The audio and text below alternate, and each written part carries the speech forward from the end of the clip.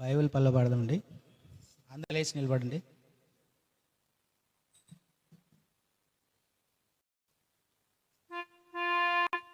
గ్రంథ వాగ్దానములన్నీ నావే, ప్రతి అధ్యాయము వరుస వచనము తన దివ్య ప్రేమ వాగ్దానములు, గ్రంథ వాగ్దానములన్నీ నావే.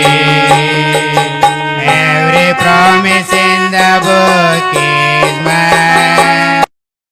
Every chapter, every verse, every line, all the blessings of His love divine. Every promise in the book is mine. తెలియజేస్తున్నాను. అప్పుడప్పుడు అన్నదమ్ములు సడన్గా నేను ఈ ఊరికి వచ్చేటట్లు అవకాశం కలిగిస్తున్నారు. శాంసనయ్య గారు సిక్ అయినప్పుడు ఒకసారి సడన్గా వచ్చాను. ఇప్పుడు కూడా పోయిన సంవత్సరంలో విన్న వార్త ఈ సంవత్సరంలో మిమ్మల్ని కలుసుకునేటట్లు కృప చూపుతూ వచ్చింది. మరి సహోదరులు డానియల్ గారు సిక్ అవ్వటే పరిస్థితి నాకు కూడా తెలిస్తే పరిచర్య ఆపుకొని ట్రావెల్ అనుకున్నాను, కానీ కంపల్సరీ వెళ్ళాల్సి వచ్చింది. అది కూడా సమీపంగా వచ్చాను. ట్రైన్ ప్రయాణం మీకు సమీపమైంది. రైల్వే కోడూరుకు వచ్చాను నేను పార్ట్స్ నైట్ ఫస్ట్కి. మళ్ళీ విజయవాడ వెళ్ళిపోయి తిరిగి రావటం రిస్క్ అవుతుంది కనుక ఇటు నుంచి ఇటే రావటానికి ఒక అవకాశం కలిగింది. నాకేమో మోటార్ కార్డు మీద ధ్యానం చేయాలని తలంపు వస్తూ వచ్చింది.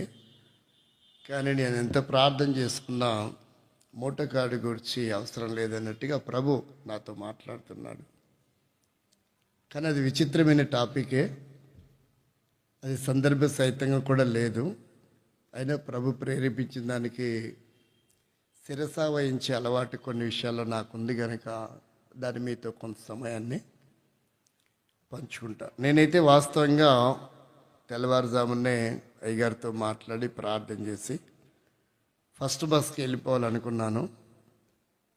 అయితే అన్నదమ్ముళ్ళు ఇజ్రాయెల్ మరియు జాను గెస్ట్ రూమ్లో పెట్టి నన్ను బంధించారు. పడుకుని పోయినాను. 8 తర్వాత నాకు మెలకు వచ్చింది. అలా నా ఉండిపోతూ వచ్చాను. సరే, ఎటకెలకు క్రైస్తవ సమాజంలో ఒక కొలిక్కి రానటువంటి ఒక వాక్యం ఉంది. చాలామందికి ధ్యానంలోకి వచ్చినప్పటికీ దాన్ని దాటివేస్తూ అది కరెక్టో తప్పో అర్థం కాక వదిలేసిన పరిస్థితులు ఉన్నాయి. కొంతమంది దాన్ని అలాగే బోధించుకున్న పరిస్థితులు కూడా ఉన్నాయి. దాన్ని అలాగే నమ్మిన పరిస్థితులు కూడా ఉన్నాయి. దాని గురించి కొద్ది నిమిషాలు మనం ధ్యానం చేస్తాము. తర్వాత మనకు ఒక చిన్న కార్యక్రమం కూడా ఉంది. అట్లా దేనికి సంబంధం లేకుండా ఒక విచిత్రమైన టాపిక్ ఇది. ప్రభునామాన్ని బట్టి నన్ను మన్నించి అర్థం చేసుకోవడానికి ప్రయత్నం చేయండి. రండి, ఎబ్రీ పత్రిక 11వ అధ్యాయము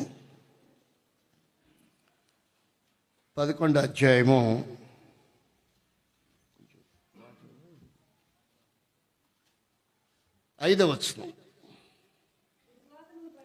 విశ్వాసమును బట్టి హానోకు మరణము చూడకుండానట్లు కొనిపోబడెను. అతడు కొనిపోబడక మునుపు దేవునికి ఇష్టుడై ఉండెనని సాక్ష్యము పొందెను. ఇది మొదటి భాగం. రెండో భాగము 5వ అధ్యాయము 23, 24 కనుక 22, 23 కానీ చదవండి. ఆదికాండం 5వ అధ్యాయం.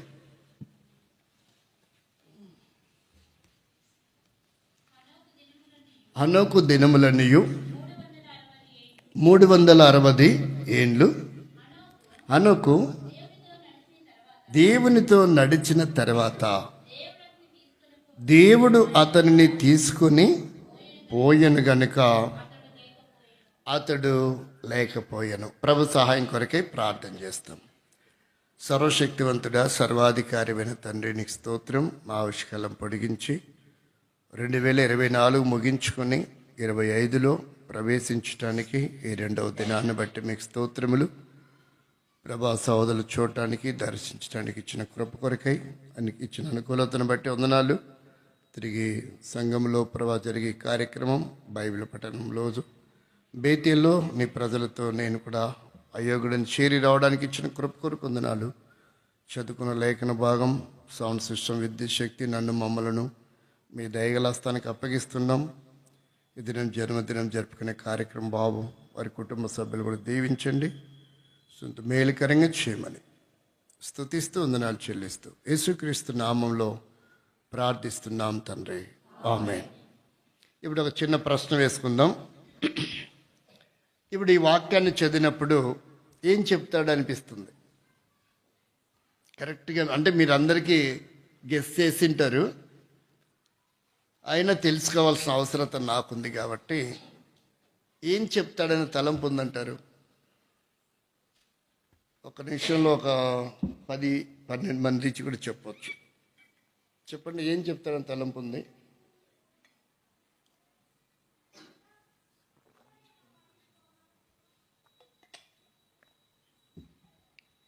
చెప్పండి.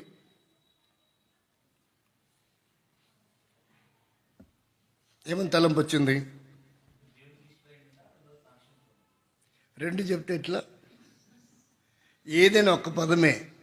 నేను 2-3 పదాలు చెప్పే కెపాసిటీ నాకు లేదు. సహోదరుడు 2 పదాలు చెప్పాడు. ఒకటి దేవునికి ఇష్టడై ఉండుట, రెండవది నాకు అంత కెపాసిటీ లేదు. ఇంకా చెప్పండి.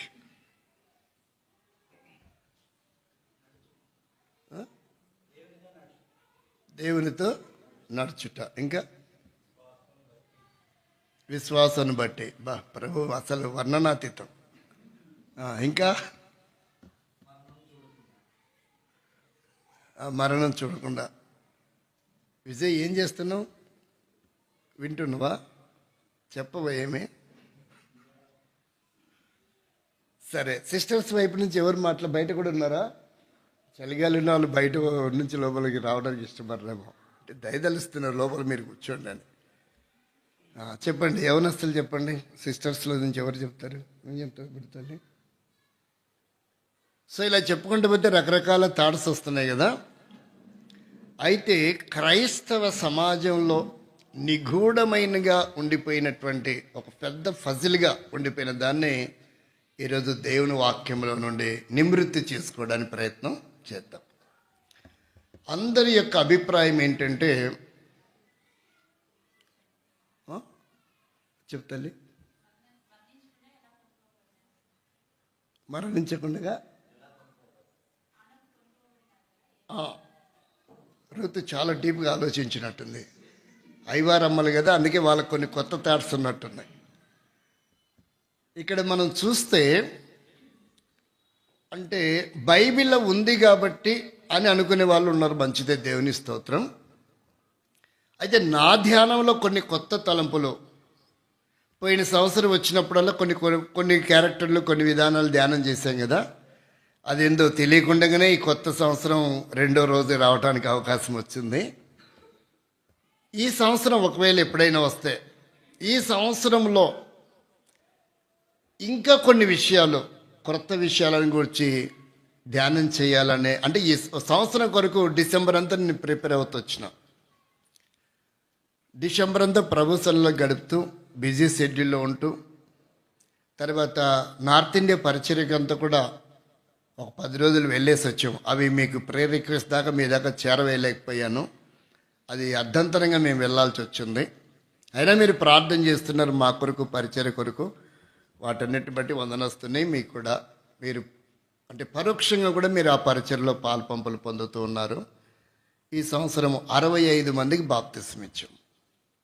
ఈ సంవత్సరము 65 మందికి బాప్తిస్మ ఇవ్వాల్సిన అవకాశం దేవుడు కల్పించాడు. అవంతా కూడా నేను చెప్పేది ఏంటంటే, బేతేలుతో దేవుడు నాకు ఇచ్చిన అవకాశాన్ని బట్టి ఇలా జరుగుతుంది. అంటే బేతేలు ఈ పరిచర్య కొరకు ఎంతో భారంగా, బేతేలు పరిశుద్ధులు, యవనస్తురాలైన సిస్టర్స్, బ్రదర్స్, వారి కుటుంబ సభ్యుల కొరకు ప్రార్థన చేయకపోయినా నా కొరకు, నేను చేస్తున్న పరిచర్య కొరకు ప్రార్థిస్తున్నందువలన నిజంగా అది నేను ధన్యతకరంగా భావిస్తున్నా.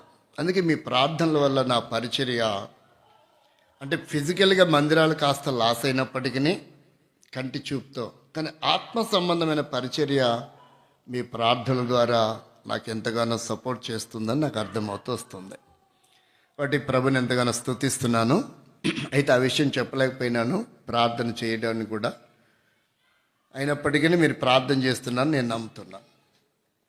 ఇక్కడ ఏంటంటే, అసలు ఆనోకు యేసుక్రీస్తు అడిగినప్పుడు నన్ను గురించి ప్రజలు ఏమనుకుంటున్నారు ఇప్పుడు చెప్పండి. ఒకటి ఏలి అనియు, రెండవది మోషే అనియు, మూడవది ప్రవక్తలు ఒకరనియు అనుకుంటున్నారు ప్రజలు అనేటువంటిది ఇక్కడ మనం చూస్తాం. పేతురు అయితే ఇక్కడ మనం పర్ణశాలలు కట్టుకుందామని కూడా అంటూ వచ్చాడు. కానీ ఈ మిస్టరీ ఏదైతే ఉందో, హానోకు మరణం చూడలేదు అనేది బైబిల్లో నుండి, ఇలాగ ఇవాళ బైబిల్ స్టడీ కాబట్టి కొంచెం ఊరికి అలా టచ్ చేస్తాను. ఇంకా నేను పూర్తిగా దీని గురించి ధ్యానం చేయాల, ప్రభు ప్రేరేపిస్తూ వచ్చాడు కాబట్టి కొన్ని ఊరికైనట్లనే నాకు తెలిసిన ఆలోచనలు ప్రభు మీద ఆధారపడుతున్నాను. కొన్ని తలంపులు ఇచ్చాడు, వాటి కొన్ని చూస్తాం. ఇంకా ఎక్కువ ఒకవేళ దేవుడు భారం ఇస్తే దాని గురించి ఎక్కువ ధ్యానం చేయడానికి కూడా నేను ప్రయత్నం చేస్తాను. కాబట్టి ఇది మనకి క్లాస్ లాంటిది కాబట్టి, స్టడీ కాబట్టి కొంచెం చూద్దాం, కొంచెం మనం వాటిని చూద్దాం. మొదటి భాగాన్ని కనుక మనం చూస్తే, 2వ దినవృత్తాంతముల గ్రంథం 21వ అధ్యాయము 12వ వచనాన్ని ఒకసారి చదువు. అంతటా ప్రవక్త అయిన ఏలియా ఒక పత్రిక వ్రాసి అతని యొద్దకు పంపెను. నీ పితరుడునకు దేవుడైన యెహోవా సెలవిచ్చినది ఏమనగా, నీవు నీ తండ్రి అయిన యెహోషాపాతు మార్గముల యందైనను యూదా రాజైన ఆసా మార్గముల యందైనను నడవక,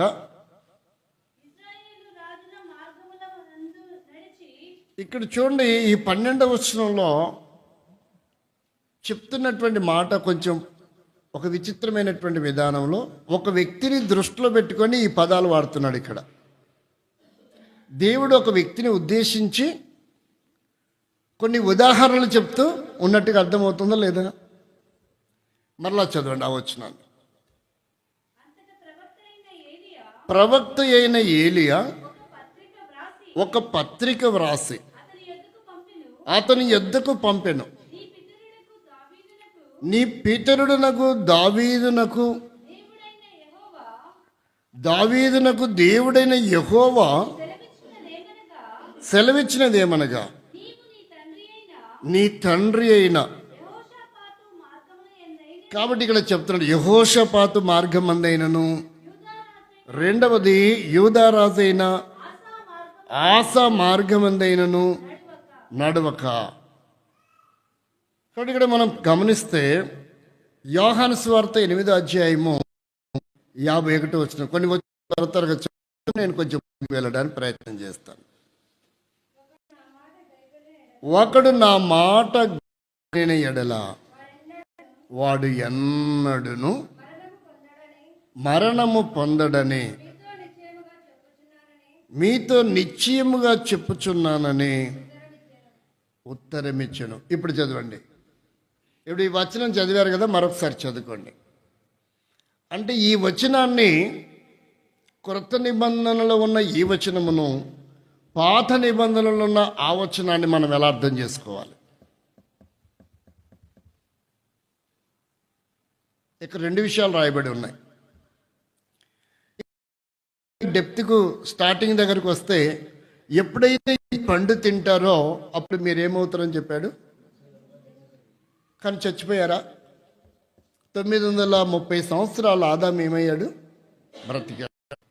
అంటే బైబిల్ని మన పద్ధతి కాకుండా దేవుడు ఆ సందర్భంలో ఆ భాగంలో ఏం రాయించాడో, ఆ వచనం ద్వారా ఏం చెప్పాలనుకున్నాడో, ఆ వచనంలో దాచబడిన మర్మం ఏంటో దాన్ని మనం సమగ్రవంతంగా పరిశీలన చేసినప్పుడు అర్థమవుతుంది. లేదంటే బైబిల్ తప్పుందండి, అక్కడో వచ్చిన ఒకలాగుంది, ఇక్కడో వచ్చిన ఒకలాగుందని అని అర్థం చేసుకోవాల్సిన పరిస్థితి ఏర్పడుతుంది. అక్కడనేమో మరణం చూడకుండా కొనిపోబడ్డాడని రాయబడింది. ఇక్కడ ఏమని చెప్తున్నాడంటే 51వ వచనంలో ఏం చెప్తున్నాడు? గాయి కొనినవాడు మరణము. అంటే ఈ రెండు ఏంటివి? రెండు చోట్ల మరణం అనే పదమే మనకు కామన్గా కనబడుతుంది. అంటే మరణమే లేదు అన్నటువంటి ఆలోచన కొంతమందికి ఉంది. యేసుక్రీస్తు ప్రభు ఏం చెప్తారంటే క్రొత్త నిబంధనలో, ఇక్కడ నించున్న వారిలో దేవుని రాజ్యం వచ్చే వరకు ఏం కాదని చెప్పాడు? మరణమును. అంటే ఇప్పుడు దేవుని రాజ్యం వచ్చిందా? దేవుని రాజ్యం అంటే రెండో రాకడ అనేది దాని భావం. ఇట్లా కొన్ని రకాల పద్ధతులు, వాక్యాలు బైబిల్లో రాయబడి ఉన్నాయి. దేవుని రాజ్యము మీ మధ్యనే ఉంది. దేవుని రాజ్యం అంటే అదేదో కాదు, భోజనము పానము కాదు, పరిశుద్ధాత్మ యందలి ఆనందమునై ఉంది. ఇలా కొన్ని వాక్యాలు మనం పరిశీలన చేసినప్పుడు మనకు మరొక రకంగా కూడా అర్థమయ్యే అవకాశం ఉంది. ఇక్కడ మరణము చూడకుండా శరీరాన్ని విడిచిపెట్టి దేవుని సన్నిధికి వెళ్ళడానికి అవకాశం లేదు. కాబట్టి నా అభిప్రాయం ఏంటంటే, ఇది నా అభిప్రాయమే కానీ నా హుకుం కాదు, నాకు అర్థమైనది చెప్తున్నా. ఖచ్చితంగా హానోకు మరణించాడు అనేది నా అభిప్రాయం. సరే, మన సొంత మాటలు కాదు కానీ మనం వాటిని బైబిల్లో మనం పరిశీలన చేయడానికి ప్రయత్నం చేద్దాం. రండి, కొరింథీయులకు రాసిన మొదటి పత్రిక 15వ అధ్యాయం 22వ వచనం. 15వ అధ్యాయము 22వ వచనాన్ని ఒకరు చదవండి. ఆదామునందు అందరూ ఎలాగూ మృతి పొందుచున్నారు. గుర్తుపెట్టుకోండి, అలాగుననే క్రీస్తునందు అందరూ బ్రతికింపబడుదురు. ఇక్కడ రెండు విషయాలు చెప్పాడు. ఇక్కడ ఏం చెప్పాడు? ఒకే వచనంలో రెండు విషయాలు. ఒకటి, ఆదామునందు ఎలాగైతే మృతి పొందితురు, అలాగే క్రీస్తునందు ఏమవుతున్నాం? మనం బ్రతికింపబడుతూ ఉన్నాం. ఇక్కడ మరణం అనేదేనేమో భౌతికంగా చెప్తుందా లేక ఆత్మీయంగా చెప్తుందా? అలాగే క్రీస్తునందు బ్రతికింపబడదామంటే భౌతికంగా చెప్తుందా ఆత్మీయంగా చెప్తుందా? ఇలా మనము పరిశీలించినప్పుడే వాక్యం అర్థమవుతుంది. ఇలా పరిశీలించినప్పుడు మాత్రమే వాక్యం మనకు అర్థమవుతుంది. ఇప్పుడు ఎబ్రీ పత్రిక 11వ అధ్యాయము 13వ వచనం చదవండి. ఎబ్రీ పత్రిక 11వ అధ్యాయము 13వ వచనం. వీరందరూ ఆ వాగ్దాన ఫలము అనుభవింపకపోయినను దూరము నుండి చూచి వందనము చేసి భూమి మీద పరదేశులమును యాత్రీకులమై ఉన్నామని ఒప్పుకొని విశ్వాసము గలవాడే మృతు నొందిరి. అంటే ఇక్కడ మృతి నొందిరి అంటే సరిపోతుంది కదా, విశ్వాసము నొందిన వారైన పదాన్ని రాయాల్సిన అవసరం ఏమొచ్చింది అంటే విశ్వాసముతో మృతి పొందేవారు ఉన్నారు, విశ్వాసం లేకుండా మృతి పొందేవారు ఉన్నారు. అలా మనం చూడాలి. అంటే రక్షింపబడి మరణించేవారు ఉన్నారు, రక్షింపబడకుండా మరణించేవారు ఉన్నారు. రక్షింపబడి మరణించిన వారు కూడా పునరుత్థానులు అవుతారు. రక్షణ పొందకుండా మరణించిన వారు కూడా, పాతిపెట్టబడిన వారు కూడా పునరుత్థానం అవుతారు. వారి వారి వరుస క్రమంలో బ్రతికింపబడతారని రాయబడింది. కానీ ఇద్దరికీ కూడా ఏం జరుగుతుందంటే ఒకరోజు తీర్పు అయితే ఉంది. అయితే తీర్పు తీర్చే చోట 2 స్థలాలు ఉన్నాయి. ఒకటి న్యాయపు విధానమైనటువంటి తీర్పు, రెండవది ధవల సింహాసనం దగ్గర జరిగే తీర్పు. 2వ కొరింథీయుల పత్రిక 5వ అధ్యాయము 10వ వచనం ఒకసారి చదవండి. 2వ కొరింథీయులకు రాసిన పత్రిక 5వ అధ్యాయము 10వ వచనం. అట్లనగా ఎందుకనగా తాను జరిగించిన క్రియల చొప్పున మంచివైనను సరే చెడ్డవైనను సరే దేహముతో, ఇక్కడ గుర్తుపెట్టుకోండి, దీంతోనంట దేహముతో జరిగించిన వాటి ఫలమును ప్రతివాడు పొందినట్లు మనమందరమును క్రీస్తు న్యాయపీఠము ఎదుట ప్రత్యక్షము కావలెను. అంటే ఇక్కడ దేహముతో చేసిన ప్రతి పని, దానికే కర్మ ఫలం అంటారు. దానికి ఏమంటారు? కర్మ ఫలము. దేహముతో చేసిన ప్రతి కర్మఫలాన్ని బట్టి మనము తీర్పులోకి రాబోతున్నాం. ఇక్కడ మనం పరిశీలన చేస్తే ఆదికాండం 5వ అధ్యాయం 24వ వచనంలో మరలా అక్కడికి వెళ్దాం. హనోకు దేవునితో నడిచిన తర్వాత తీసుకొని పోయెను గనుక, ఇక్కడ మనకి 23వ వచనంలో ఒక పదం కనపడింది, 24వ వచనంలో కొన్ని పదాలు కనపడ్డాయి. ఒకసారి మీరు చూడండి, ఏమేమి ఉన్నాయో ఒకసారి అండర్లైన్ చేయండి. మొదటిది ఏం కనపడుతుందంటే తీసుకొని పోయేవను, తీసుకొని పోయెను. రెండవది లేకపోయెను, కనబడుతుందా మీ బైబిల్లో? మూడవది ఏమని రాయబడుతూ వచ్చింది? కొనిపోబడెను. నాలుగవది కనబడలేదు. ఉన్నాయా? ఒకసారి 23 చదవండి, మళ్ళీ గుర్తుపెట్టి. ఇక్కడ 4 పదాలు కనబడుతున్నాయి మనకు. 4 పదాలలో ఉన్న భావాలు వేరుగా ఉన్నాయి. వాటిని మనం ధ్యానం చేస్తాం ఇప్పుడు. 23వ వచనం మరలా చదవండి. హనోకు దినములన్నీయు 360 ఏండ్లు. హనోకు దేవునితో నడిచిన తర్వాత, కాబట్టి ఇలాంటి పదాలు ఇక్కడ మనకు కనబడుతున్నాయి. అసలు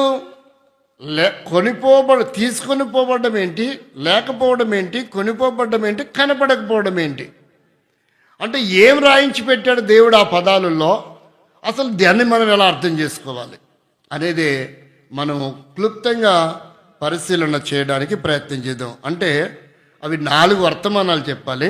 4 కలిపి ఒకే వర్తమానంలో సంక్షిప్తంగా మనం చూడడానికి ప్రయత్నం. అలా 4 మొత్తం 6 వర్తమానాలు చెప్తే ఈ కొంచెం ఒక కొలిక్కి వస్తుంది వాస్తవంగా ఇది ఈ సబ్జెక్టు. కాబట్టి మనం ఒకే భాగంలో కొన్ని విషయాలు అలా టచ్ చేసుకుంటా ముందుకు వెళ్ళిపోవడానికి ప్రయత్నం చేద్దాం. మొదటి చూడండి, యోబు గ్రంథం 1వ అధ్యాయము 19వ వచనము 21వ వచనం. ఒకసారి వేరువేరుగా చదవండి. 19 ఒకటి చదవండి, 21 చదవండి. అప్పుడు మనకు కొంచెం తేలిక అవుతుంది. గొప్ప సుడిగాలి అరణ్య మార్గముగా వచ్చి ఆ ఇంటి 4 మూలలు కొట్టగా యవ్వనుల మీద పడినందున వారు చనిపోయిరి. ఇక్కడ ఏమన్నారు? చనిపోయిరి అని కనబడుతుంది. 21వ వచనాన్ని చదవండి. నేను నా తల్లి గర్భములో నుండి దిగంబరిగానే వచ్చి తిని, దిగంబరినే అక్కడికి తిరిగి నేను యెహోవా ఇచ్చెను, యెహోవా తీసుకొని పోయెను. తీసుకొని పోయెను అనే పదం ఇక్కడ కనపడుతుంది కదా. యెహోవా ఇచ్చెను, యెహోవానే తీసుకొని పోయెను. ఇచ్చింది ఆయనే, తీసుకొని పోయింది ఆయనే అన్నటువంటి పదాలు మనకి ఇక్కడ అర్థమవుతున్నాయి. అయితే యెషయా గ్రంథం 57వ అధ్యాయంలో మొదటి వచనంలో మరొకలా రాయబడుతూ వచ్చింది, తీసుకొని పోయెను, తీసుకొని పోయెను. యెషయా గ్రంథం 57 మొదటి వచనం, నీతిమంతులు నశించుట చూసి ఎవరును దానిని మనస్సున పెట్టరు. దానిని మనస్సున. కాబట్టి ఇక్కడ కొనిపోవుట అనేది మనం చూస్తున్నాం. యెహోవా ఇచ్చెను, తీసుకొని పోవుట. తీసుకొని పోవటం అనే దాని గురించి మనం చూస్తున్నాం. ఇప్పుడు నిజంగా యెహోవా తీసుకొని పోయాడా? అది ప్రకృతి వైపరీత్యం వల్ల జరిగిందా? దాన్ని ఎలా అర్థం చేసుకోవాలి మనం? ఏ గాలి వచ్చిందంట? గొప్ప సుడిగాలి వచ్చింది. కాబట్టి వారిని తీసుకొని పోయెను అనేది మనం చూస్తున్నాం. రెండవదిగా చూస్తే యోబు గ్రంథం 4వ అధ్యాయము 8-9 వచనాలు చూస్తే రెండవది మనం పరిశీలన చేస్తాం. నేను చూచినంత వరకు అక్రమమును దున్ని కీడును విత్తువారు దానినే కొయ్యుదురు. దేవుడు ఊదగా వారు నశించుదురు. ఆయన కోపాగ్ని శ్వాస వలన లేకపోవుదురు అనే పదాన్ని ఇక్కడ మనం చూస్తున్నాం. ఏంటంట? లేకపోవుదురు. దేనివల్లంట? కోపాగ్ని వలన వారు ఏమవుతారు? లేకపోవుదురు. ఇదే యోబు గ్రంథం 7వ అధ్యాయం 21 చదివితే ఇక్కడ దాదాపు మనకు 3-4 రెఫరెన్స్లు ఉంటాయి. యోబు గ్రంథంలోనే కొన్ని ప్రత్యేకమైన విషయాలు రాయబడి ఉన్నాయి. యోబు గ్రంథం చదవండి.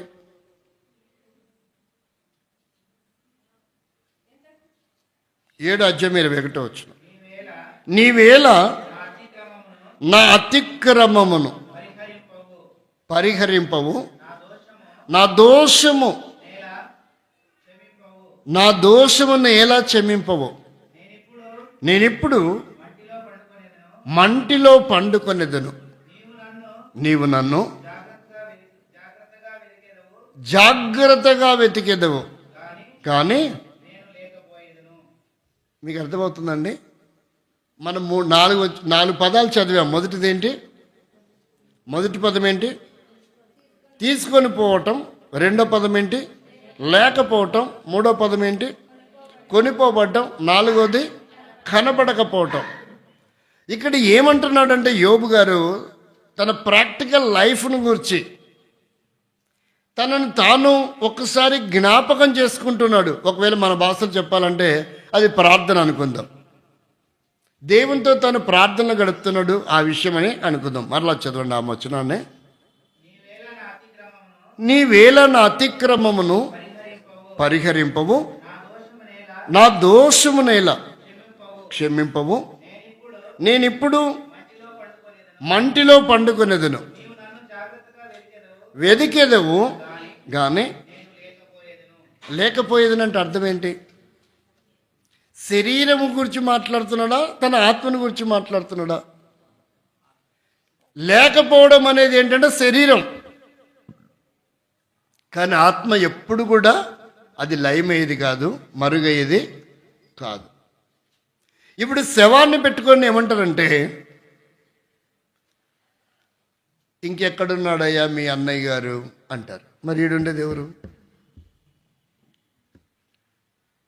ఈడున్నది ఎవరు మరి? అంటే మనము శరీరానికి వెలువిస్తలేం. ఎవరికి వెలువిస్తున్నాం? పోయిన ఆత్మకే వెలువిస్తున్నాం. అంటే ఈ శరీరము కొంతకాలం యాత్ర చేయడానికి వచ్చింది ఇక్కడ, అంతే. ఇది శాశ్వతమైనది కాదు.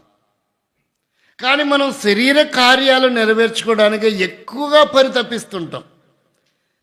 శరీర క్షేమం కొరకు, శరీర ఆరోగ్యం కొరకు, శరీర ఏమంటారు దాన్ని, సౌందర్యం కొరకు, చూసేదైనా, ధరించేదైనా, తినేదైనా, వెళ్ళేదైనా.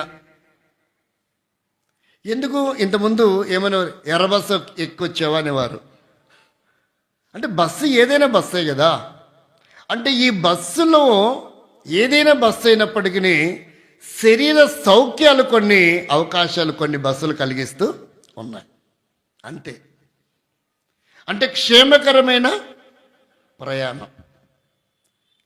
బ్రదర్ నాకు బస్సు ప్రయాణం బాగుంటుంది, ట్రైన్ ప్రయాణం కష్టం అంటే, ఏం కాదన్నా, బస్సు అయితే మీకు చాలా గంటలు పడుతుంది, మీరు ఆడదిగి ఈడదిగి ఎక్కడెక్కడో ఎక్కాలా.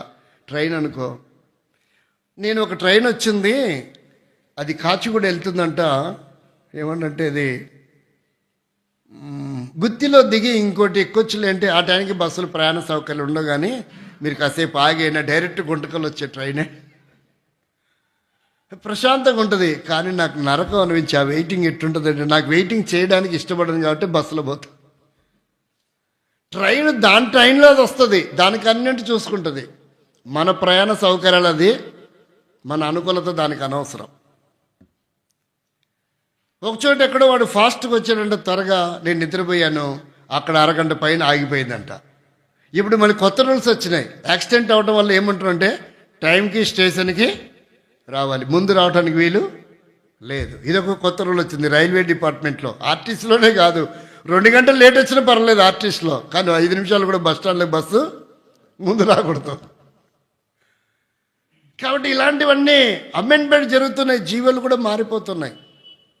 కానీ ఇక్కడేమంటాడంటే, శరీర విషయంలో నువ్వు వెతుకుదువు కానీ నన్ను, నేను మాత్రం లేకపోయేదను. లేకపోయేదని అంటే ఏంటిదో ఇక్కడ మనం కొంచెం లోతుగా ఆలోచించాలి. ఇప్పుడు అవన్నీ విశదీకరించే సమయం నాకు సరిపోదు. కాబట్టి 27 అధ్యాయము 9వ వచనం కూడా చదవండి. యోబు గ్రంథంలో 27 అధ్యాయం ఏమంటున్నాడు, 19 మన్నించండి. వారు ధనము గలవారై పండుకొందురు, మరలా లేవరు. కన్నులు తెరవగానే, అదేంటిది, పడుకునేటప్పుడు ఎలా పండుకుంటారంట, ధనవంతులుగానే పండుకుంటారు. మరి తర్వాత కన్నులు తెరవగానే లేకపోవుదురు. అంటే లేకపోవుదురనే పదాలు, ఆయన నడిచెను, ఆయనను తీసుకొని లేకపోయాను గనుక హానుకేమాడంట, లేకపోయాను. కాబట్టి లేకపోయాననే విషయాల్లో మనము ఆలోచన చేస్తూ ఉన్నాం.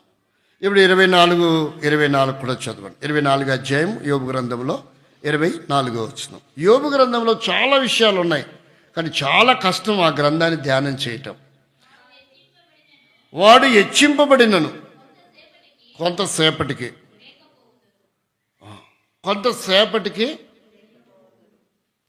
చూడండి, లేకపోవదంటే ఏంటిదో. ఒకడు సర్వలోకమును సంపాదించుకొని వాని ప్రాణమును పోగొట్టుకునే ఎడల వానికి, అంటే ఎవరికి, శరీరానికి కాదు, వానికి, అంటే శరీరంలో ఉన్నప్పుడు సంపాదించాడు చూడండి, ఆ సంపాదించిన వ్యక్తికి.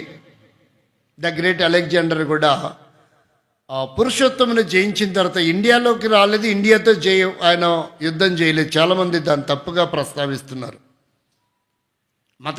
మత ఛాందస్వాదులు కూడా మాట్లాడుతున్నారు, అసలు అలెగ్జాండర్ ఇండియాకి రాలేదు, మన వాళ్ళు తరిమి కొట్టారు ఆయన్ని. ఓడిపోయి అపజయం పాలై ఆయన భయంతో అపజయంతో చచ్చిపోయాడు అంటారు.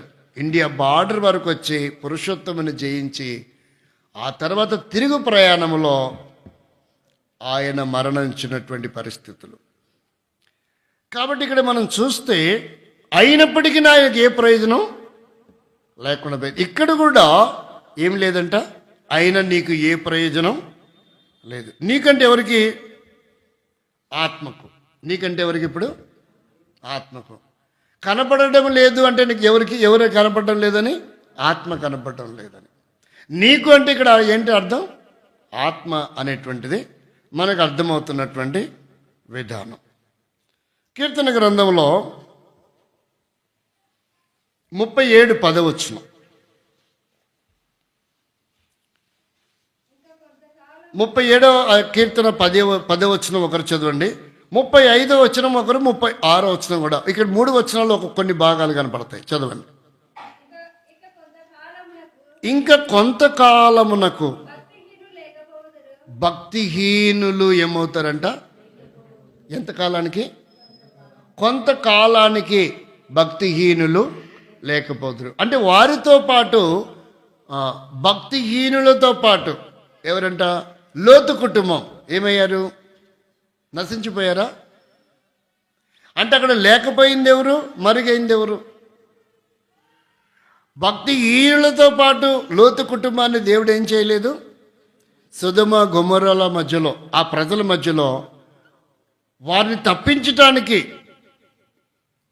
ప్లాన్ చేశాడు అబ్రహాము. ఎలాగైనా ఆ సొదొమ గొమొర్రా క్షేమం కొరకు కాదు ఆయన ప్లాన్ చేసింది, ఆయన బేరమాడింది. కనీసం అక్కడ 10 మంది అయినా ఉంటే, అంటే 10 మంది అంటే ఎవరి కోసం అని అర్థమైంది మనకు?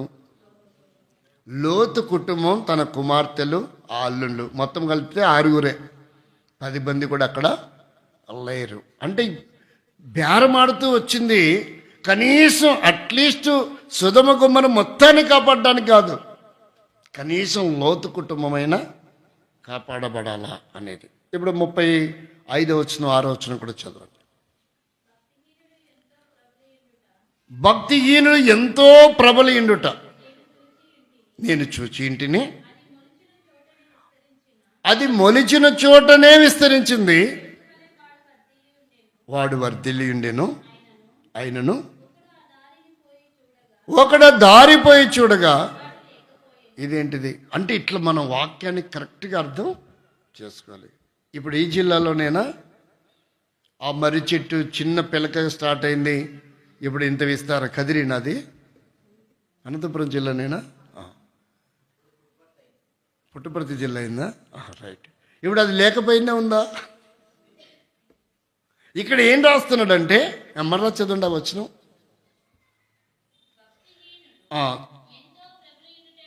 ఎంతో ప్రబలినుట చూచుతూనే, మొలిచిన చోటనే, విస్తరించిన చెట్టు వలె. నేను ఇంకా చూడలేదు ఆ చెట్టుని, ఎప్పుడైనా అవకాశం ఉంటే చూస్తా. ఈ వాక్యాన్ని బట్టేనే చూడాలనిపించింది.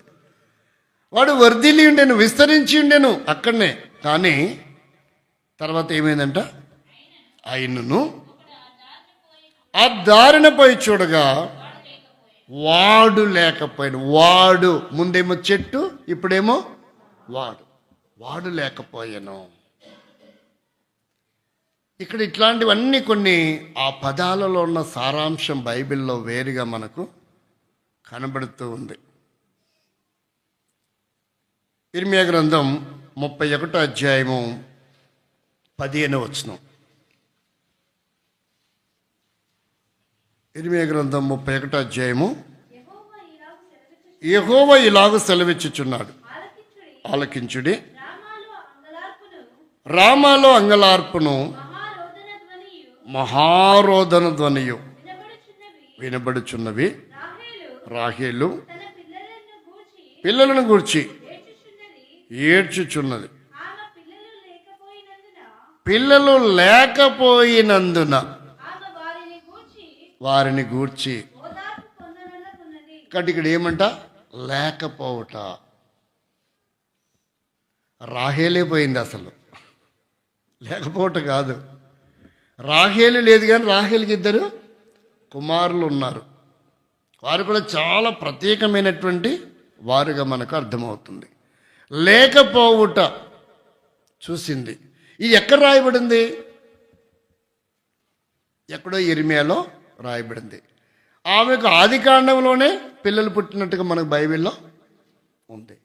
రామాలంటే అది ఎవరి కాలంలో? జ్ఞానుల కాలంలో. యేసుక్రీస్తు మరణంకి ఇష్టపడినప్పుడు హేరోదు జ్ఞానులు చెప్పిన దాన్ని బట్టి ఏమవుతూ వచ్చిందంటే అక్కడ ఘోష 2 సంవత్సరాల లోపు మగపిల్లలందరినీ చంపేసినట్టుగా మనకు అర్థమవుతూ వచ్చింది. అంటే ఇక్కడ ఈమె వేదన చెందుతూ లేకపోవట చూసి, లేకపోవటం అనేది ఆధ్యాత్మికంగా వేరే ఉంది, భౌతికంగా వేరేలాగా ఉంది. ఇప్పుడు మరొక భాగం దగ్గరకు వద్దాం. యోబు గ్రంథం 12:23 చదవండి. ఇప్పుడు మనం కొనిపోవుట అంటే ఏంటిదో పరిశీలన చేద్దాం. కొనిపోయను, ఆయన కొనిపోయను గనక ఏమయ్యాడని చెప్పాము, చదువుకున్నాం, లేకపోయాను. ఇప్పుడు చదవండి. యోబు గ్రంథం 12:23 జనములను విస్తరింపచేయును,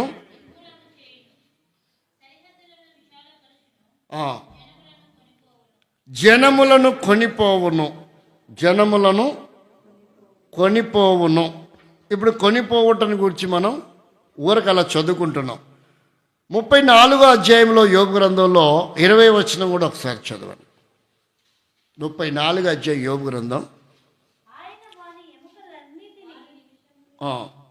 34:20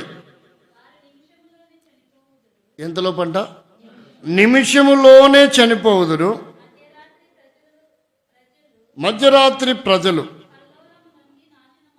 కల్లోలమునంది నాశనమగుదురు, బలవంతులు. ఇక్కడ చూడండి, కొనిపోయే విధంలో ఏం రాశాడు? వాళ్ళు దైవికంగా కొనిపడతారు. ఎలా కొనిపోబడతారంట? దైవికంగా కొనిపోబడుతున్నారు. ఇక్కడ మనం చూస్తే ఒక వ్యక్తి యొక్క దేహం విషయంలో ఇక ఎంతసేపు పెడతారండి, ఎంతసేపు పెట్టినంతేగా పిల్లలు ఏడుస్తున్నారు, తీసుకెళ్ళిపోండి అంటారు. కొన్ని చోట్ల ఏమంటారు? పడేసి రాపండి అంటారు. ఇక్కడ ఎవరైనా పదం వాడతారా? కొన్ని చోట్ల, కొన్ని ప్రదేశాలు, నేను వెళ్ళే ప్రదేశాల్లో పడేసి రాపండి ఎంతసేపు పెట్టుకుంటారు అనేటువంటి మాటలు కూడా ఉంటాయి. మరి నా వాడు అనుకున్నప్పుడు పడేసి రావటం ఏంటి, తీసుకెళ్ళిపోవటం ఏంటి? అంటే మనం పడేస్తున్నది ఎవరిని, తీసుకెళ్తున్నది ఎవరిని, కొనిపోతున్నది ఎవరు? ఇలా కనుక మనం పరిశీలన చేస్తే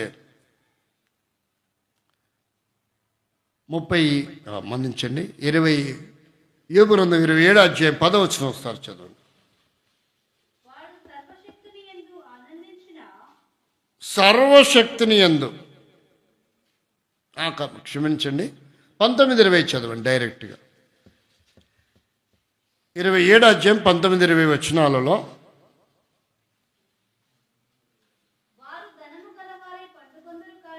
ఇంతకుముందు చదివినట్టున్నాం కదా. 7-8 చదవండి. యోబు గ్రంథం 20:7-8 చదవండి, ఒకసారి చదవండి. నశించు రీతిగా ఎన్నటికి ఉండకుండగా నశించుదురు. కాబట్టి ఇక్కడికి వచ్చే వరకే ఏమని జ్ఞాపకం చేస్తున్నాడంటే, ఇప్పుడు మనం 4వ పదాన్ని కూడా చూడాలి. కొనిపోబడటం తర్వాత మిగిలిన పదం ఏంటి? లేకపోవటము. ఏంటది అది? కీర్తన 37:20 చదవండి. నశించిపోదురు విరోధులు, లేత భూమును సొగసును పోలియందురు, కనబడకపోవునట్లు పొగవలే కనబడకపోదురు. అంటే మనం యాకోబు పత్రికలు చూస్తే కొంతసేపు కనబడి అంతలో మాయమైపోవు. ఈ పొగ కూడా అలాంటిదే కదా. ఇప్పుడు రండి మన పాఠం దగ్గరికి. ఎబ్రీ పత్రిక 11:5 విశ్వాసమును బట్టి హనోకు మరణము చూడకుండానట్లు కొనిపోబడెను. కొనిపోబడక మునుపు దేవునికి ఇష్టడై ఉండెనని.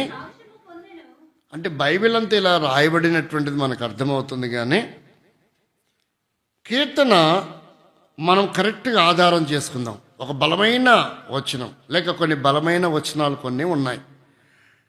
86వ కీర్తన 48వ వచనాన్ని ఒక్కసారి చదువు. ఇది మనకు కొంచెం విచిత్రంగా అనిపిస్తుంది. నేను కొంచెం ముందుకెళ్ళి ముగిస్తాను. 89వ కీర్తన మనం 89:48. మరణము చూడక బ్రతుకు, ఇక్కడికి వచ్చేవారికి ఎవరి గురించి డైరెక్ట్గా మాట్లాడుతుంది చూడండి. బ్రతుకు నరుడు ఎవరు? పాతాల యొక్క వశము కాకుండా తను తాను తప్పించుకొనగలగలిగిన వాడు ఎవడు? అంటే ఈ వచనం ఏం చెప్తుందంటే మనకు శరీరముతో ఉన్నవాడు. అందుకే వారు ఏమంటారంటే అనివార్యమగు ఈ కార్యమునకు శోకించ తగదు. అంటే పుట్టినవాడు ఖచ్చితంగా గిట్టక మరణించక తప్పదు. అంటే గీతలు అలా రాయబడి దాని భావం తాత్పర్యం. అనివార్యం అంటది. అది అనివార్యమా? మరణం అనేది అనివార్యమా? అది తథ్యం. మరణం అనేది అనివార్యం కాదు, అది తథ్యం. కాబట్టి అనివార్యమునకు ఎవరు కూడా ఏం చేయకూడదంట? చింతించకూడదు.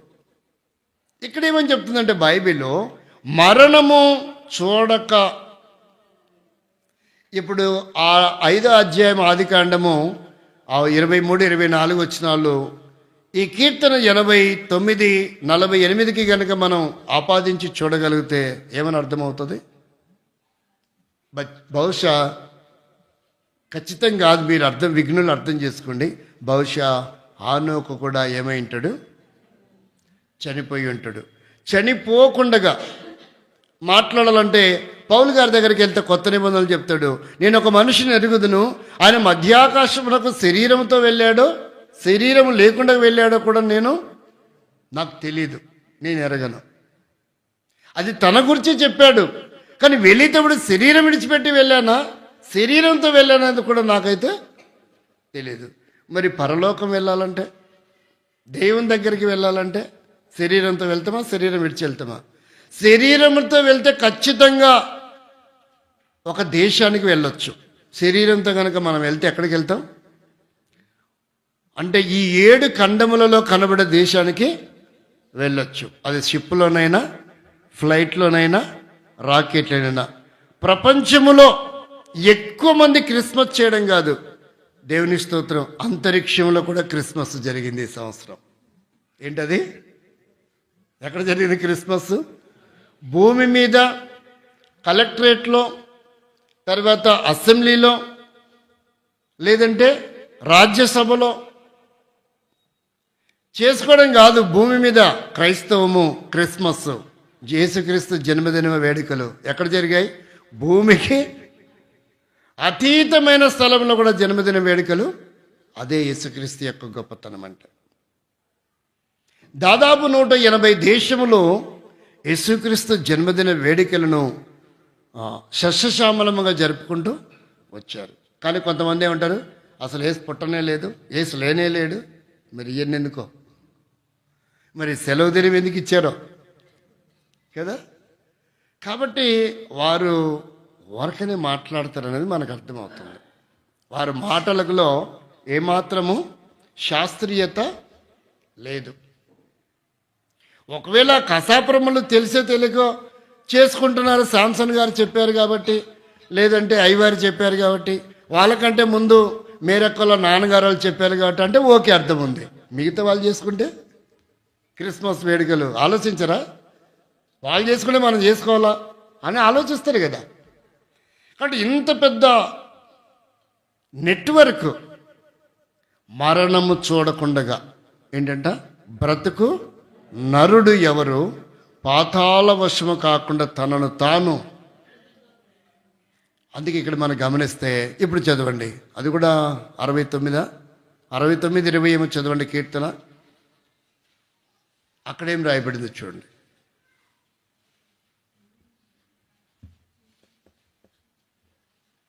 69, 68 కానీ 20 వచనంలో ఉంటుంది చూడండి. దేవుడు మా పక్షమున పూర్ణ రక్షణ కలుగచేయు దేవుడై ఉన్నాడు. మరణమును తప్పించుట అంటే ఇప్పుడు ఇక్కడ ఏ మరణం గురించి మాట్లాడుతున్నట్టు? మళ్ళీ మరణము చూడకుండా బ్రతుకు నరుడెవడని కూడా కీర్తనలోనే ఉంది. మరణమును తప్పించుట ప్రభు అయిన యెహోవా వశమని కూడా కీర్తనలోనే ఉంది. కాబట్టి ఇప్పుడు ఈ మరణం అనే విషయంలో చాలామంది సందిగ్ధపడుతున్నారు. ఏలియా మరణం లేకుండా వెళ్ళాను, ఎప్పుడైనా వీలైతే ఆ విషయాలు చూద్దాం. ఇప్పుడు మరణం చూడకుండా వెళ్ళింది ఎవరు? హానోకు వెళ్ళాడు, ఏలియా వెళ్ళాడని. జన్మించింది చెప్పండి, బాల్యముతో ఉండి మరణించింది ఎవరు అంటేనేమో మొదటి ఆదామని. బాల్యం లేకుండగా మరణంలోనే సమాధిలోనే ఉండిపోనిది ఎవరంటే యేసుక్రీస్తు అంటాం. ఆయనకి ఏం లేదు. యేసుక్రీస్తుకేం బాల్యం కనపడుతుంది, ఆదాముకి ఏం కనపడడం లేదు, బాల్యం కనపడడం లేదు.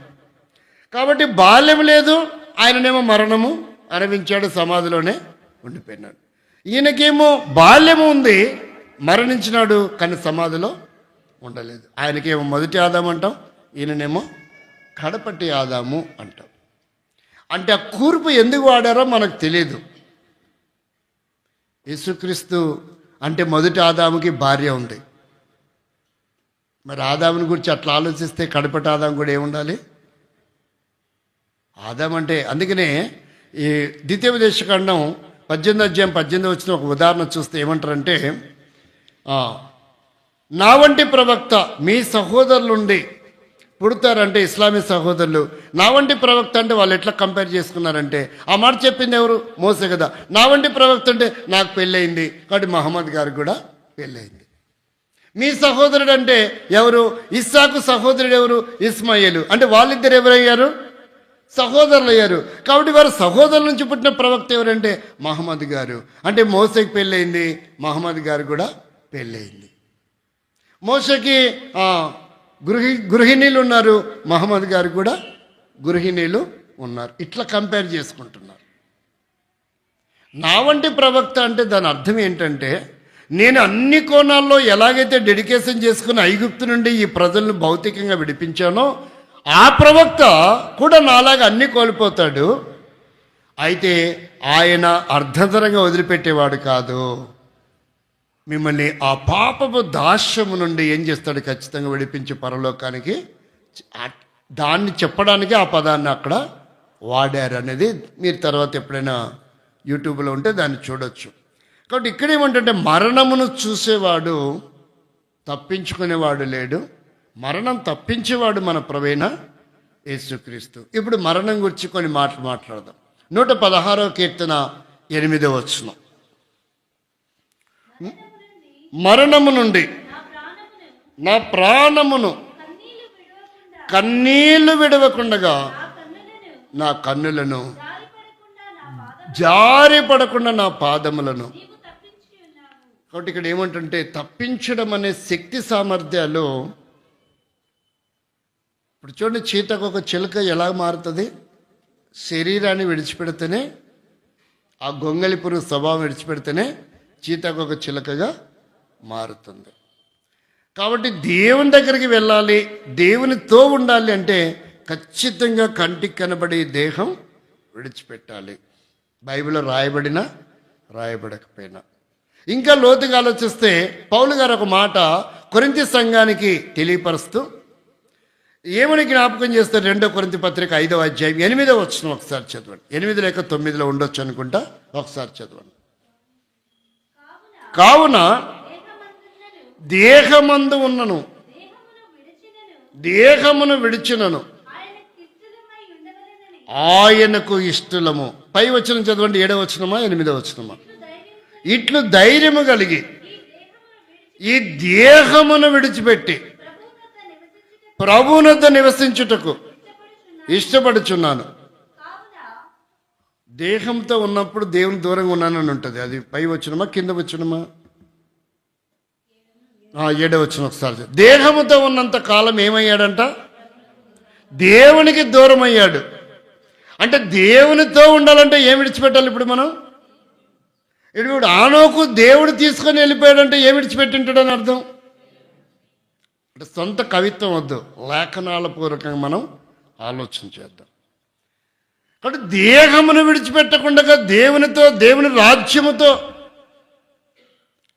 దేహం ఉంటే ఆకలి దప్పులు ఉంటాయి, దేహం ఉంటే రాగద్వేషాలు ఉంటాయి, దేహం ఉంటే అన్ని ఫీలింగ్స్ ఉంటాయి. కానీ దేవునితో ఉండే వ్యక్తి ఎలా ఉంటాడంటే ఖచ్చితంగా దేహం లేకుండానే. ఎందుకంటే దేవునితో దేవదూతలు మాత్రమే ఉన్నారు, మిగతా చనిపోయిన భక్తులందరూ ఇంకా పరదేశంలోనే ఉన్నారు, వారు ఇంకా పరలోక రాజ్యానికి ప్రవేశము జరగలేదు. కాబట్టి దేవునితో ఉన్నప్పుడు దేవుడు ఆత్మై ఉన్నాడు. దేహంతో ఉన్నటువంటి విధానాన్ని చూస్తే దేవునితో ఉండే దూతలందరికీ కూడా శరీరం ఉందా? దేహం లేదు. దేవునితో ఉండే దూతలందరికీ కూడా దేహము లేదు. అంటే ఆ దేవుడుండే ప్రదేశంలో ఈ దేహానికి ప్రవేశము లేదు, దేహంతో వెళ్ళడానికి అవకాశమే లేదు. భూమి మీద ఉండే ప్రదేశానికి, దేశానికి మనం దేహంతో వెళ్ళే అవకాశం ఉంది. దేహం లేకుండా కూడా ఊర్లు ఎక్కడో చనిపోతే ఆ శవాన్ని ఆ దేశాలు దాటి కూడా వచ్చే అవకాశం ఉంది. కానీ ఇక్కడ మాత్రం దేహముతో దేవుని దగ్గరికి వెళ్ళే అవకాశం లేదు. కాబట్టి నా అభిప్రాయము, ఆనోకు కూడా మరణించే ఉండవచ్చు. అయితే భూమి మీద ఉన్నప్పుడు ఆయన దేవుని కొరకు జీవించాడు అనేది మాత్రం ఖచ్చితం. ఆయన దేవునితో నడిచాడు. అంటే ఏళ్ళు పట్టుకొని నడిచాడా? దేవుని అడుగుజాడలో నడిచాడా? వాక్యానుసారంగా జీవించాడని నా అభిప్రాయం. ఎలా జీవించుంటాడు? వాక్యానుసారమైన, దేవుడే వాక్యం కదా, కాబట్టి వాక్యానుసారంగా ఆయన జీవితం.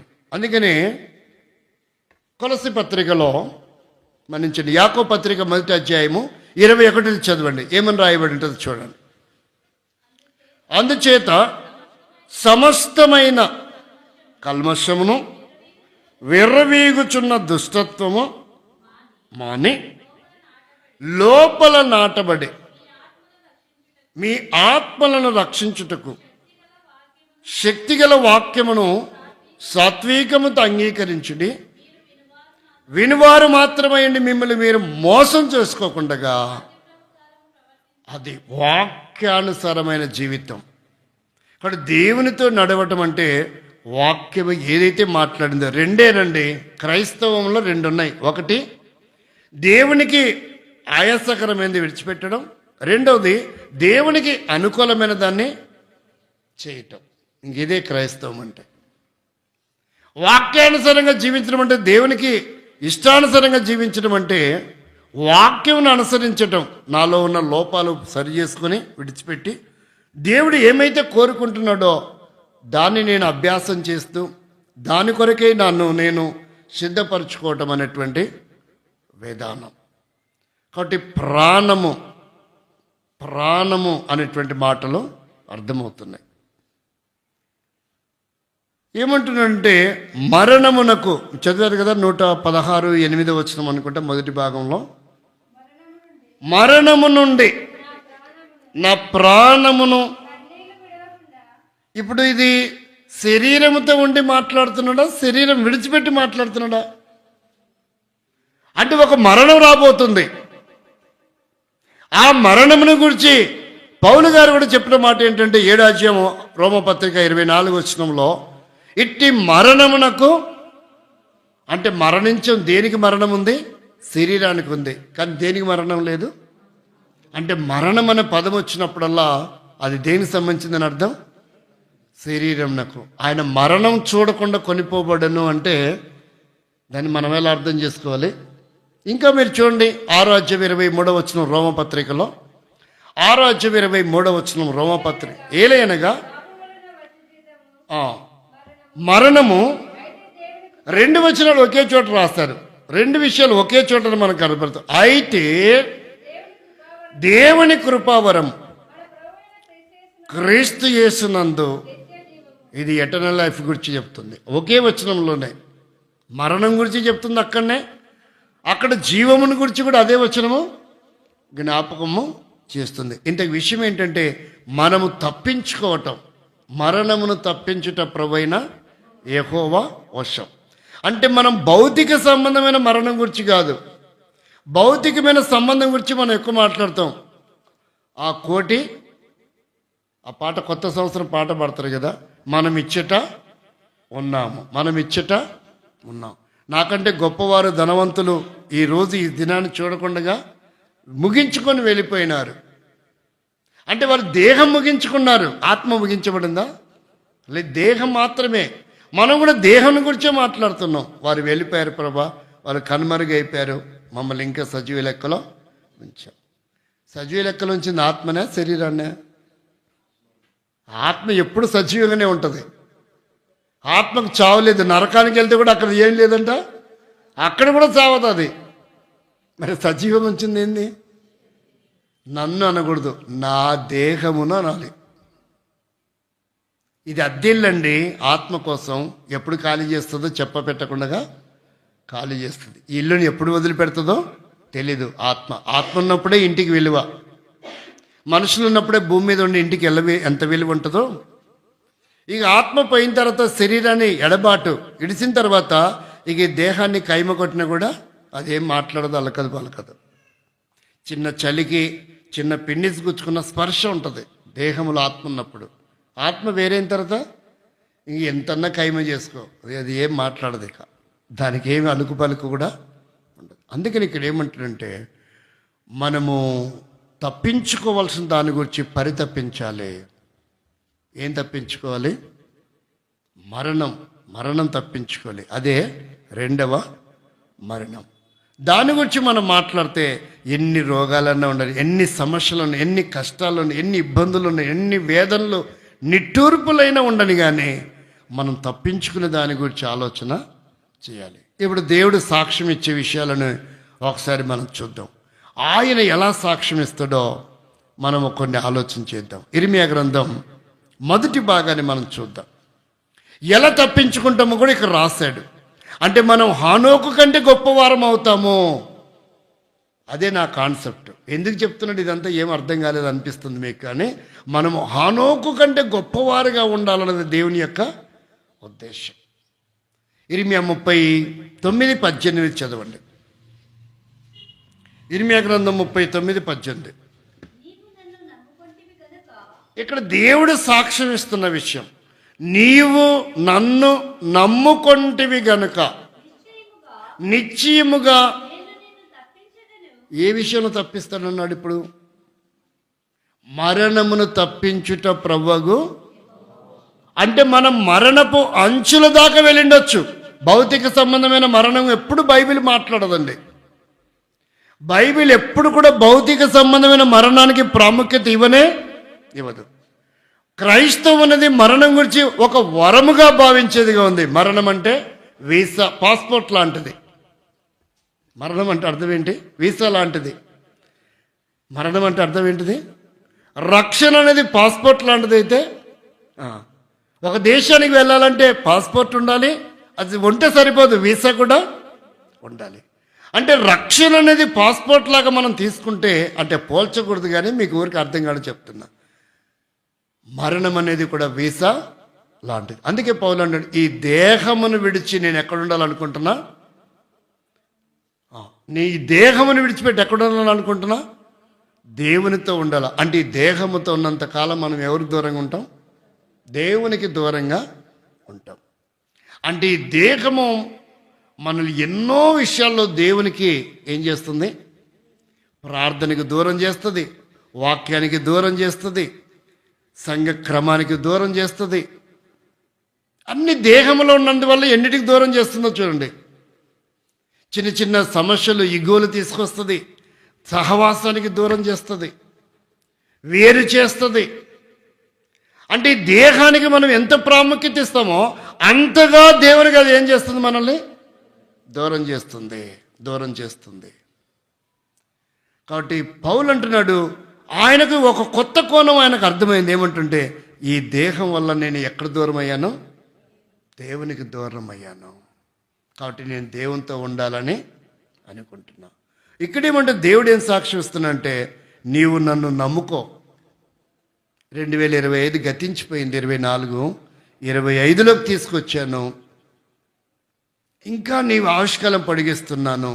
ఇంకా పొడిగిస్తున్నాను. నీళ్ళు ఎన్నో లోపాలు ఉన్నాయి, ఇందులో ప్రవేశించే అర్హత లేదు. నిశ్చయంగా నువ్వు మరణానికే పాత్రుడు, మరణానికే పాత్రురాలో భౌతికంగా. కానీ నీ ఆయుష్కాలం ఎందుకు పొడిగించానంటే ఇకనైనా నువ్వు నన్ను నమ్ముకున్నాలని. ఇకనైనా నువ్వు నమ్మితే రెండు అంటే ఇది తప్పించబడదు, ఇది తథ్యం. తప్పించబడేది ఏంది? ఆత్మ సంబంధమైన మరణం తప్పించబడుతుంది. ఈ మరణం అవసరమే మనకి, అది వరం. అదేంటిది? వరం. కాబట్టి ఈ మరణం తప్పించమని చాలామంది కోరుకుంటారు. కొంతమంది ఈ ఆకు చించేయి ప్రభా, ఇంకేం చేయాలనైనా, ఈ పాపి లోకం నేను ఎంతకాలం ఉండాలా, ఈ కష్టాలు ఈ బాధలు ఎంతకాలం, ఆయన ఇచ్చినంతసేపు ఉండటమే మనం. కావాలన్నా ఆయన మనం తీసుకెళ్ళడు, ఉండాలనుకున్నా కూడా ఆ సమయము అదేదో పాట పాడుకుంటారు, నిన్ను ఉండాలనుకున్నా నువ్వు ఉండలేవన్నా, నువ్వు ఉండాలనుకున్నా ఉండలేవు. అది రోజు వస్తుంది. ఒక్కసారి దానికి అపాయింట్మెంట్ ఇచ్చిన తర్వాత ఇక నువ్వు దాని నుంచి తప్పించుకోవడానికి అవకాశం లేదు. ఒకవేళ మోడీతో అపాయింట్మెంట్ తీసుకున్నా, రాష్ట్రపతితో తీసుకున్నా తప్పించుకునే అవకాశం ఉంది. కానీ ఒక్కసారి మరణంతో అపాయింట్మెంట్ తీసుకుంటే, అపాయింట్మెంట్ అయిందనుకోండి, ఇంక అది తప్పేది కాదు. అంటే భౌతికంగా ఈ మరణం మనకి వరం. ఈ మరణం గురించి కాదు మనం ఆలోచించాల్సింది. అందరూ కూడా ఏ మరణం గురించి శ్రమ పడుతున్నారు? దాన్ని తప్పించుకోవాలనే. అసలు తప్పించుకోవాల్సిన మరణం వేరేది ఉంది. కానీ మనము అది తప్పించుకుంటే హానోకు కంటే మనమే గొప్పవారం. హానోకు కంటే వాళ్ళు చూసి నమ్మారు. చూసి నమ్మిన వారికంటే, అపోస్తలందరికంటే ఎవరు గొప్పవారంట? ఎవరు ధన్యులంట? చూడక నమ్మిన వారే ధన్యులు. అంటే ఇప్పుడు మనం హనోకు కంటే కూడా గొప్పవరం ఎప్పుడు పోతామంటే భౌతిక సంబంధమైన మరణం గురించి కాదు మనం తప్పించుకోవాల్సింది, ఆత్మ సంబంధమైన మరణం అందుకంటున్నాడు. అది తప్పాలంటే మొట్టమొదట ఏం చేయాలంటే మనం ఆయన్ని నమ్మాలి. ఆ మరణం, ఈ హనోకు సంగతి పక్కన పెడదాం. ఆయన శరీరంతో వెళ్ళాడు, శరీరం చూడకుండా వెళ్ళాడు, మనకు అనవసరం ప్రస్తుతం వరకు. ఆ బైబిల్ అలాగుంది కాబట్టి మనం అట్లా ఆలోచిస్తున్నాం, ధ్యానిస్తున్నాం. నీకు నాకు ప్రామాణికమైనది ఏంటంటే మనము దాన్ని తప్పించుకోవాలా. దాన్ని తప్పించుకోవాలంటే ఇక్కడ ఏం చేయాలంట? ఆయన్ని మనం సంపూర్ణంగా నమ్మాలి. ఒకటి సరిపోద్దు, రెండోది కూడా మనం చేయాలంట. 91 కీర్తన 14 వచనం. రెండోది ఏం చేయాలో చెప్తున్నాడు చూడండి. తప్పించుకోవాలంటే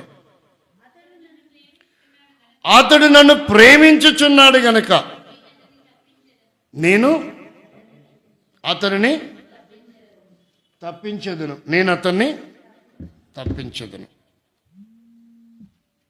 నేను అతన్ని తప్పిస్తాను. అంటే ఏం తప్పిస్తున్నాడు? ఎవరు సాక్ష్యం ఇస్తున్నారు ఈ విషయం? ఎవరు మాట్లాడుతున్నారంటే ఇది కూడా దేవుడే చెప్తున్న విషయం. ఇది కూడా దేవుడే చెప్తున్నాడు. ఏమని చెప్తున్నాడు? నేను తప్పిస్తాను, అతడు నన్ను ప్రేమిస్తున్నాడు. ఈ నూతన సంవత్సరం ప్రవేశించిన మనం మన ప్రేమలు దేని వైపు పెడుతున్నాం?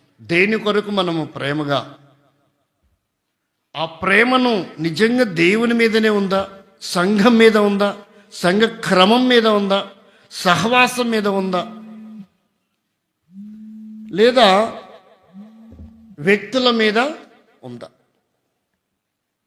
అందుకే ఇక్కడ ఏమంటున్నానంటే నువ్వు కనుక నన్ను ప్రేమిస్తే నేనేం చేస్తా? తప్పిస్తా. అంటే ఏమిట్ల నుంచి తప్పించబడతాం? ఆ రెండవ మరణం. మనము రెండవ మరణం తప్పించుకోవడానికి ఒక గొప్ప అవకాశం ఇచ్చాడు. మొదటిదేమో ఆయన్ని నమ్మటం సంపూర్ణంగా. ఆయన నా దేవుడిగా. ఇంతకాలం నేను నమ్మలేకపోయా ప్రభా. కానీ చాలామంది నమ్ముకోకుండా శరీరాన్ని విడిచిపెట్టారు. నన్నైతే ఆ అనుభవాన్ని తీసుకెళ్లకుండా నిన్ను నమ్మే అవకాశం ఇచ్చావు. గ్యారంటీ లేదు కొంతమందికి. తిరిగి మరలా మనిషిగా వస్తాడని మేము అనుకోలేదు. ఏం సంభవిస్తుందో, ఏ క్షణంలో ఏమవుతుందో తెలీదు. ఏ క్షణంలో ఏమవుతుందో తెలీదు. ఏమో మనిషిగానే తిరిగి వస్తాడా? వినకూడని వార్త ఏదైనా మేము వినాల్సి వస్తుందా? కాబట్టి ఒకరోజు అనుకున్నాడు యాకోబు, ఏమని, ఇంక యోసేపు లేడు అనుకున్నాడు. ఆ బలహీన స్థితిలో ఆ వార్త వినంగానే ఇశ్రాయేలు బలం తెచ్చుకొని మంచం మీద లేచి కూర్చున్నాడని రాయబడింది ఆది కాండంలో. అంతలోకి అట్లాంటి బలం వచ్చింది అంతకాలం మంచం పట్టినోడికి. ఇంతే చాలు, నా కుమారులు లేదనుకుంటే నా కుమారుని కూడా కుమారులు ఉన్నారా, ఇక నేను చావక ముందు ఏం చేయాలనుకున్నాడు, చూడాలా ఎలాగైనా నేను. కాబట్టి ఇక్కడ మనం గమనిస్తే ఇంకా రక్షణ మారు మనసు లేకుండా వాయిదా వేస్తూ తీర్మానం లేకుండా ఆ మరణం అకస్మాత్తుగా వస్తుంది. ఆ భౌతిక సంబంధం మీద ఎలా వస్తుంది, రెప్పపాటున వస్తుంది. కాబట్టి దాని గురించి మనకు చాలా ఇబ్బందికరం. అది తప్పించుకోవటానికి దేవుడు ఎన్నో అవకాశాలు మనకి ఇచ్చాడు. ఆరోగ్యం ఉంది, వయసు ఉంది, బలం ఉంది, శరీరంలో అవయవాలు ఇంకా పనిచేస్తున్నాయి. ఆ చివరి క్షణం వరకు రాకమనిపే ఇదే అనుకూల సమయము, ఇదే రక్షణ దినం, ఇదే ఆయన నమ్మే సమయము, ఇదే ఆయనను ప్రేమించే, అన్నిటినీ ప్రేమించే సమయం కాదు, అన్నిటినీ నమ్మే సమయం కాదు. మనం ఎప్పుడైనా సిద్ధంగా ఉంటే, ఇప్పుడు రిజర్వేషన్ చేసుకున్నాం అనుకోండి, మన సీట్లో మనం ఎంతమంది కూర్చున్నా మనల్ని ఖాళీ చేస్తారా చేయరా? రిజర్వేషన్ చేస్తే సీట్ ఖాళీగా ఉంది టికెట్ తీసుకుని కూర్చున్నా అంటే ఒప్పుకుంటారా? లేదు. ఖచ్చితంగా వారు లేచి స్థలము సీట్ ఇవ్వాల్సిందే. అలాగే అది మరణం వచ్చినా రాకపోయినా, హనోకు మరణం చూసిపోయినా చూడకుండా పోయినా, ఏలియా మరణం చూసిపోయినా మరణం చూడకుండా పోయినా, నీకు నాకు అలాంటి అవకాశాలు అయితే లేవు. మనకున్న గొప్ప తరుణం మరణం అవసరమే. మరణం మనం కోరుకుందాం, త్వరగా నీ దగ్గర ఉండాలి ప్రభాని, కానీ అది తప్పించుకోవాలా. నేను ఆ మరణం ఈ మరణంగా తప్పించుకోవాల్సింది. ఈ మరణం తప్పించి ఎన్ని కోట్లైనా ఖర్చు పెడతారు, హాస్పిటల్కి ఎంత డబ్బు అయినా ఇస్తారు, కానీ ఏ మరణం తప్పించుకోవాలా, దానికి ఎంత ఖర్చు పెడతాం? దాన్ని తప్పించుకోవడం ఎన్ని కోట్లు లంచం ఇచ్చినా తప్పించేవాళ్ళు లేడు. ఈ డబ్బంతా పెడితే నీ పాదాల దగ్గర లేదు, దాన్ని తప్పించలేరు. కాబట్టి అది రాకమనిపే, మనం పోకమనిపే. బైబిల్లో ఒక అద్భుతమైన మాట ఉంది, అది సామెతల గ్రంథంలో 5వ అధ్యాయం అనుకుంటా, 8వ వచనం 7వ వచనం కానీ చదవండి. 5వ అధ్యాయం. కాబట్టి లేకపోవటం, తీసుకుని పోవటం, కనపడకపోవటం, ఇవన్నీ మనం తర్వాత ఆలోచన చేద్దాం. అవి లోతైన సబ్జెక్టులు, ఇప్పుడు మనకు సమయం లేదు. చూడండి, 5వ అధ్యాయం సామెతల గ్రంథం 8వ వచనం అనుకుంటాను. 9 చదవండి డైరెక్ట్గా.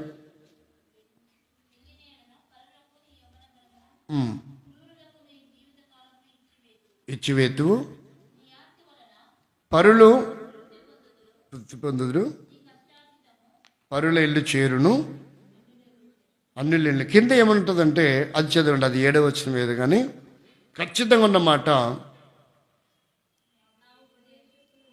అయ్యో చదవండి, ఎన్నో వచనం అది చదవండి. అయ్యో ఉపదేశము నేనెట్లు త్రోసివేసి తిని, నా హృదయ గద్దింపును ఎట్లు తృణీకరించి తిని. బోధకుల మాట అంటే అలాంటి దౌర్భాగ్యకరమైన స్థితి రానప్పుడే,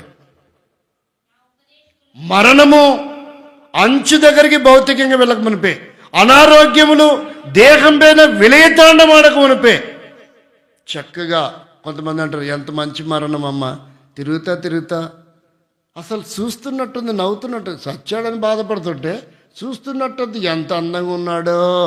సచ్చిన తర్వాత కూడా అందమేనా? ఎంత విచిత్రమో చూడండి.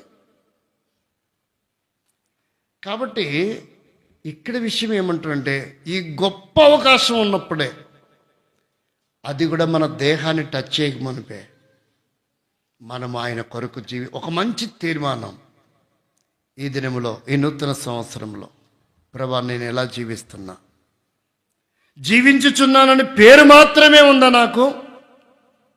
ఏంటంటే ఆ వచనం ఏం చెప్తుంది? పేరుకు మాత్రమే మనం ఎలా ఉన్నాం? జీవించుచున్నాం. కానీ మనం ఎవరు? మృతులమే. ఇక ఆ జీవితానికి ఇప్పుడు కోమలు ఉన్నవాడిని ఎంత చక్కగా ఉన్నాడో, ఇట్లాగే 50 ఏళ్ళు ఉంటే అస్సలు బైక్ అవసరంలా, కారు అవసరంలా, ప్యాంట్ అవసరంలా, చొక్కా అవసరంలా, ఇదే బాగుంది అనుకుంటారా? ఈడు ఉండి మమ్మల్ని ఎంత బాధ పెడతాడు, ఈడు బోడు, వాడికైనా సావు రాదు, మాకైనా సావు రాదు. ఏం ప్రయోజనం వాడి వల్ల? కోమాలో ఉన్నాడు వల్ల కదా, అర్థమవుతుంది కదండి. అట్లాగే జీవించుచున్నామన్న పేరు మాత్రమే కానీ మన విశ్వాసులకు ఎలాగున్నామంట? దేవుడు ఏమైనా సంతోషపడతాడా? అందుకే చెప్తున్నాడు. ఏం చెప్తున్నాడు? ఎహెజ్కేలు గ్రంథం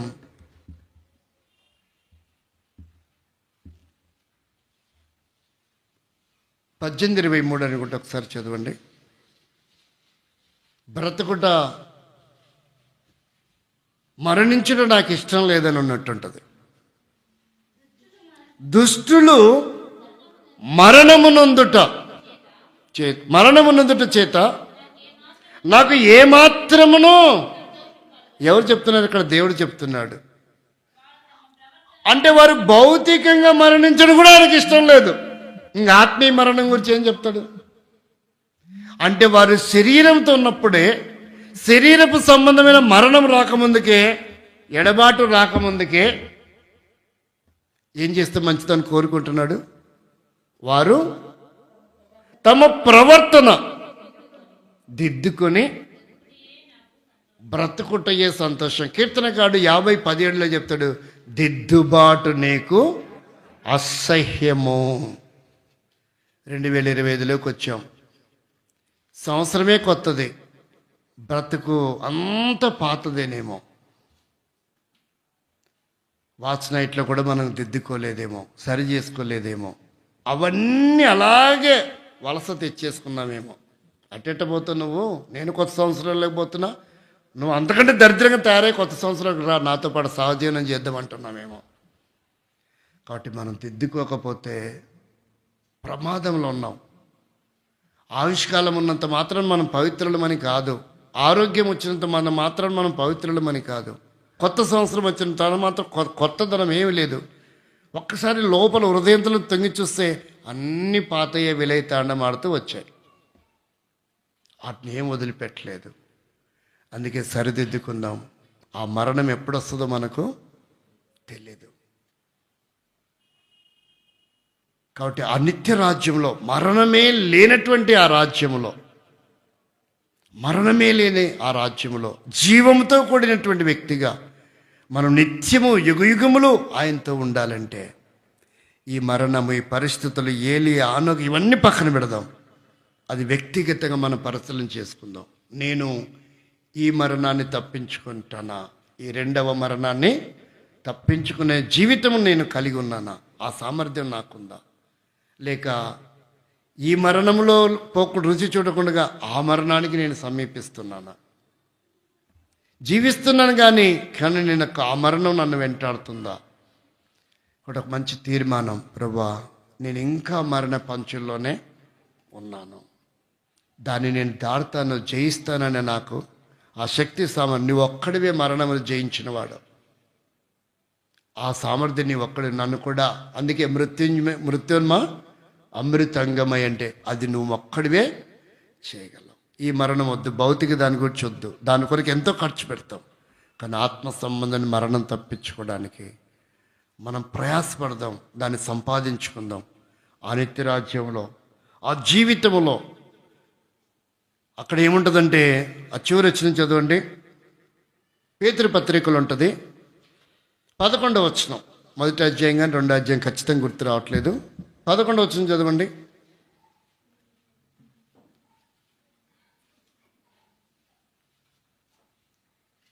సమృద్ధి అని ఉంటుంది. ప్రవేశం కనపడలేదా? మొదటి వచనం చదవండి, 2వ అధ్యాయం కానీ చదవండి. 2వ పేతురు మొదటి అధ్యాయం 11వ వచనం. ఇట్టి క్రియలు చేయవారైతే ఎప్పుడు త్రొట్టిల్లరు. అలాగున ప్రభువును యేసుక్రీస్తు యొక్క ప్రభువును రక్షకుడైన యేసుక్రీస్తు యొక్క నిత్య రాజ్యములో మనం కూడా నిత్యం ఉంటాం. ఇక అక్కడ మరణంతో పని లేదు. నిత్య రాజ్యంలో మనం ఎలా ఉంటాం? నిత్యము ఉంటాం. దాని కొరకై మనల్ని సంపూర్ణంగా సిద్ధపడదాం. రక్షణ, మారు మనసు, బాప్తిసం, సేవ, పిలుపు, ప్రతిష్టలు అన్నీ దాని కొరకై మనం సరి చేసుకుందాం. ప్రార్థన చేసుకుంటాం.